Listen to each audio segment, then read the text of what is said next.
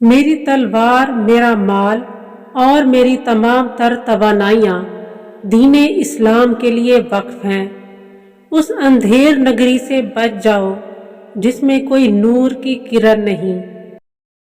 کیا ہی اچھا ہوتا اگر میں جان لیتا کہ فلاں شخص نے میری غیبت کی ہے، تاکہ میں اس کو زرد سیم بھیجتا، کیونکہ جب اس نے میرے نامہ اعمال میں اپنے نیک اعمال بھیج دیے تو لازم ہے کہ میں بھی اس کا کچھ احسان اتاروں اور بدلہ دوں۔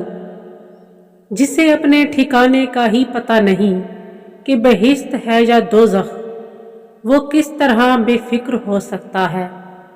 فرائض کی ادائیگی سے قرب حق حاصل ہوتا ہے اور سنت رسول کی پیروی سے معرفت ملتی ہے، اور نوافل کی ہمیشگی سے محبت الہی بڑھتی ہے۔ جھوٹا وہ شخص ہے جو عورتوں کو اپنے پاس بٹھائے اور کہے کہ مجھے ان سے رغبت نہیں۔ حق تعالی سے محبت رکھو، اگر یہ نہ ہو سکے تو ان لوگوں سے محبت رکھو جو اللہ تعالی سے محبت رکھتے ہیں۔ بندہ کے تمام حرکات و سکنات صرف اللہ کے لیے ہی ہونے چاہیے۔ بہتر انسان وہ ہے جو دوسروں کو اپنے سے بہتر سمجھے۔ پہلے لوگ رضائے حق کے اسلام کی عزت اور اپنے نفس کی نجات کے لیے سخن کرتے تھے، مگر ہم دنیا کی طلب، نفس کی عزت اور لوگوں کی خوشی کے لیے سخن کرتے ہیں۔ نیک لوگوں سے صحبت رکھو، نیک ہو جاؤ، ورنہ ان کی بدی تم میں سرایت کر جائے گی۔ سب سے بڑی نیک خصلتی سخاوت ہے، اور سب سے زیادہ بد خصلتی بخل ہے۔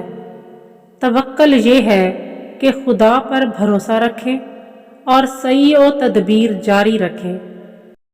تصوف یہ ہے کہ اپنے حال کو پوشیدہ رکھے اور اپنے مرتبہ و عزت سے مسلمان بھائیوں کی مدد کرے۔ موت کا منظر دنیا اور آخرت میں انتہائی ہولناک منظر ہے۔ موت کی تکلیف آروں سے چیرے جانے، کینچیوں سے کاٹے جانے اور دیگچیوں میں پکائے جانے سے بھی زیادہ سخت اور اذیت ناک ہے۔